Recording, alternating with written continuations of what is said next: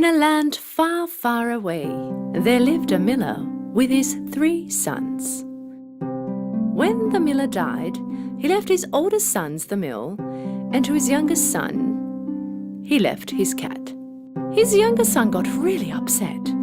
Unlike his brothers, it was almost impossible for him to get by with the will he had got.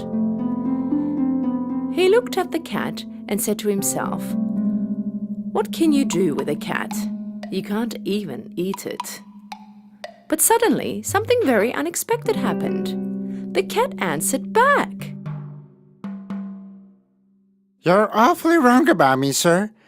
I can be much more valuable to you than you think."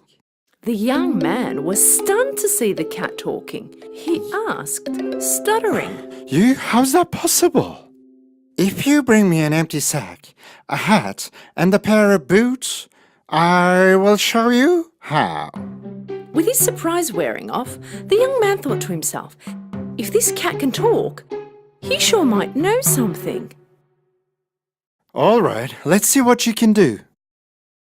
Young man brought everything the cat had asked for.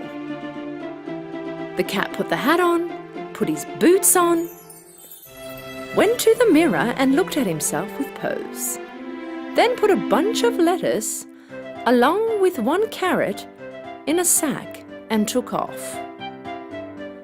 When in the wood, he opened the sack and put it on the floor.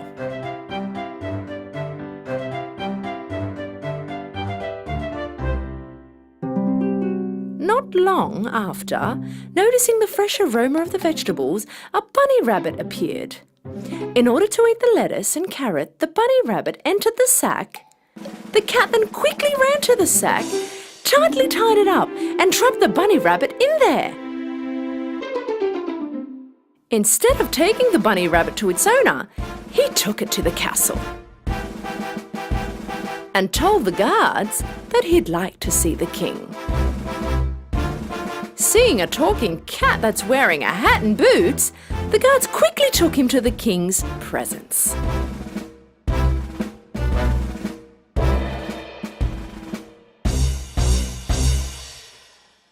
Mighty Lord, I present you the gift of the Prince of Carabas. My master, the Prince of Carabas, has caught this bunny rabbit for you just now. The king was very impressed with this gift. For a very long time, Puss in Boots continued on bringing animals that he caught for the king. And soon after, everybody in the kingdom began to talk about the prince's generosity and wealth. Each passing day, the king's curiosity grew, and so one day he asked Puss in Boots,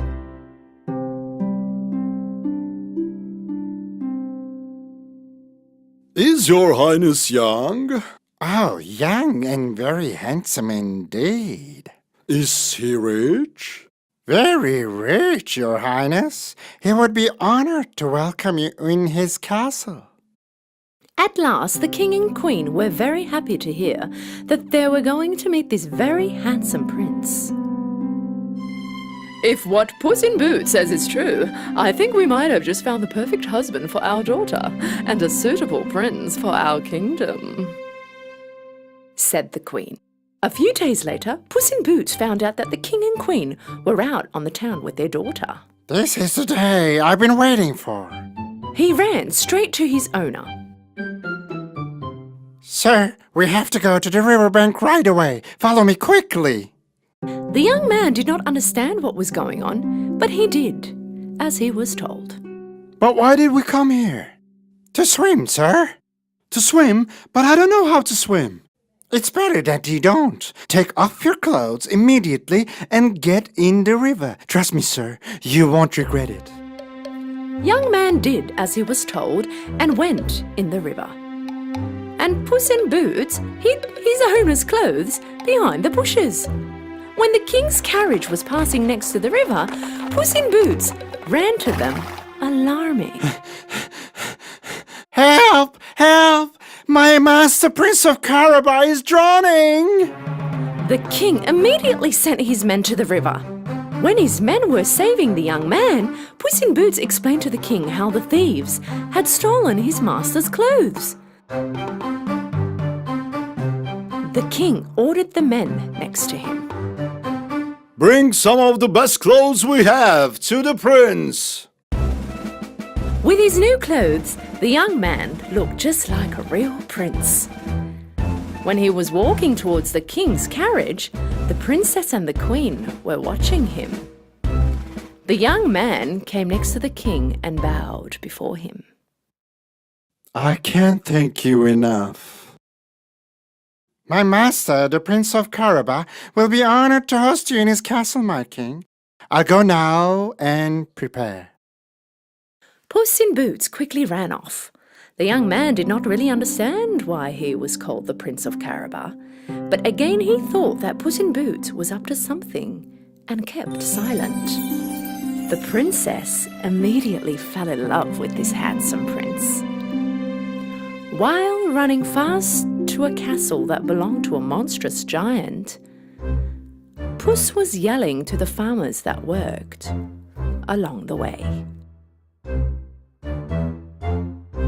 The king is approaching. If he asks, you will say that all this land belongs to the Prince of Caraba, or else he will punish you.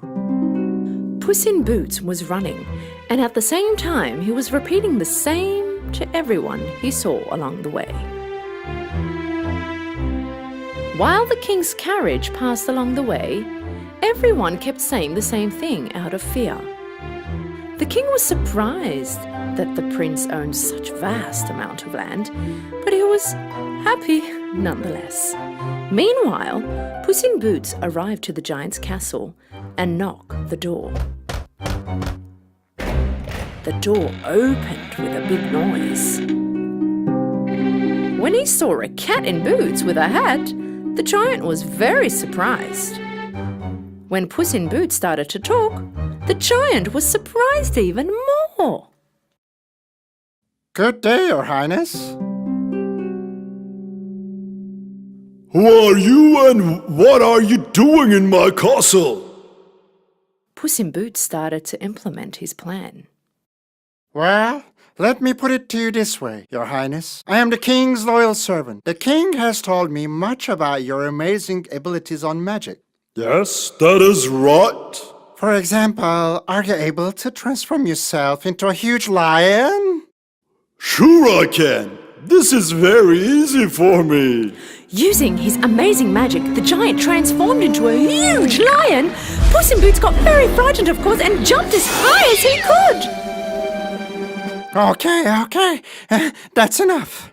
The giant transformed back to his normal self. That was amazing. I bet it's impossible for you to transform into any small animal, though. I'm not sure. What do you say? Impossible? I can transform into any animal I want. Let me say... Can you transform into a small mouse? The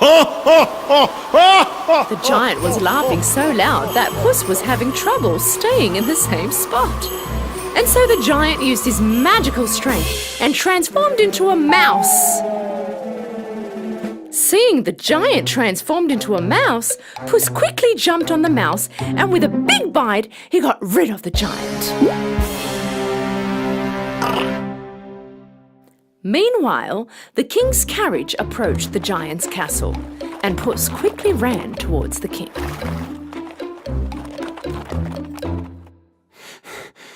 Your Highness, my lord, the Prince of Caraba's castle is at your service. Please come in. The king, queen, princess, and of course the young man gazed at the castle with admiration. While walking towards the castle, the queen asked the young man,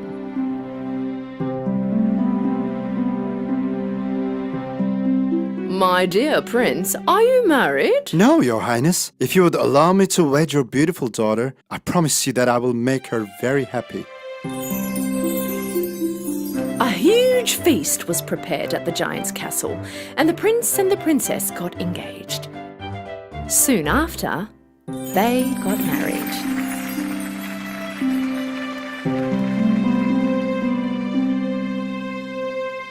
Do you see, sir? I told you how valuable I was going to be. From that day on, Puss in Boots continued to be the prince's loyal servant. Together, they lived a very rich and healthy life.